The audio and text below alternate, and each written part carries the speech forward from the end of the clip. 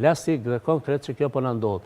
Por për këtë, fatkeqësisht ne vetë kemi pranuar që t'i vëmë vetes blokad, pranojmë zgjedhjet e tilla, nuk është dashur pranuar, dhe tani jemi në situatë kur duhet vullneti i këtyre komuniteteve pakistë të cilët kanë privilegje, dhe pse ata t'i humbin privilegjet, të votojnë për heqjen e tyre.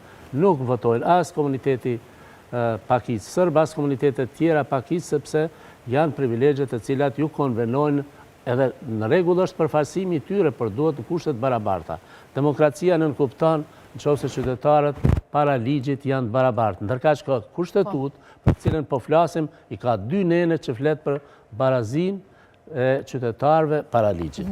Para të dalë një pyetje tjetër, çdo ndryshim që duhet bërë, duhet të jetë edhe me një kujdes dhe me vëmendje shumë të madhe, nga që kemi parasysh që shpeshherë këto mund të jenë dhe interesa afatshkurta politike që mund t'i bëjnë dëm dhe ndonjë ndryshimi në kushtetutë.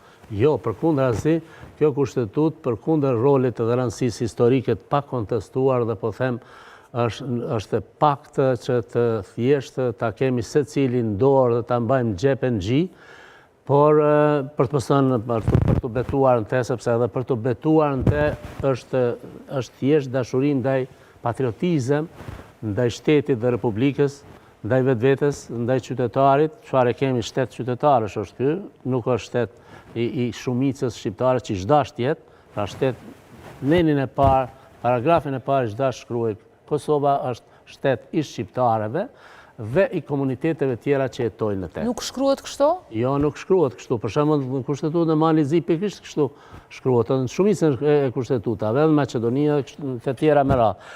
Por megjithatë, përkundërësisë historike, ka nevojë të domosdoshme dhe urgjente që të ndryshohet. Mirë po për këtë duhet vullnet politik. E kemi një listë sërbe si parti politike e cila më tepër ka dëshmuar fatkeqësisht papikuri politike ose edhe qëllimisht pra sjelljet e tillë politike që nuk është në përputhje me kushtetutën dhe me vullnetin edhe të qytetarëve të komunitetit serb për të jetuar dhe integruar në një bashkësi të përbashkët në shtetin e Kosovës, por që nuk dëshiron që të marrë pjesë kur është fjala për këto ndryshime, plotësime dhe ajo është pengesë, po edhe komunitetet tjera, pse ti heqin privilegjet e tyre, mund të mos jenë të gatshëm për ndryshim dhe sigurisht. Ne po flasim më shumë për çështjet që lidhen më tepër me politikën, sepse padyshim ka qenë ky vitet e fundit që më së shumti është atakuar apo është kërkuar dhe vetë nga gjykata kushtetuese për dalë nga disa kriza politike.